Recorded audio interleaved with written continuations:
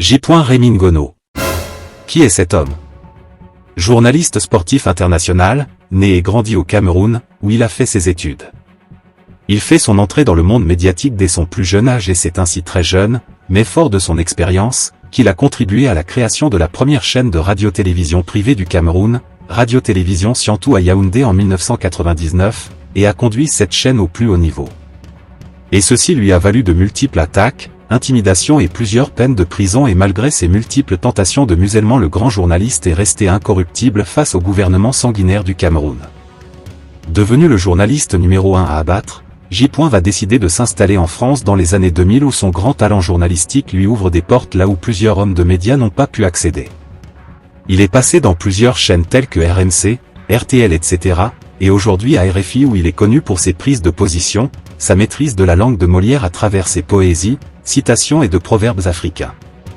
Cette figure médiatique internationale porte aussi une casquette d'activiste.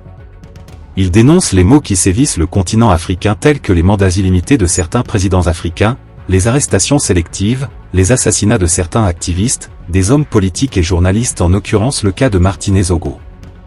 Il assure la couverture médiatique des marches des activistes africains dans la diaspora et revitalise l'esprit panafricain au sein de ses confrères, tout en véhiculant des informations dont les médias occultent.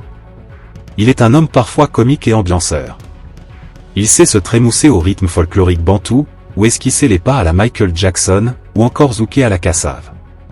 Notez bien que J. ne sait pas cacher la vérité.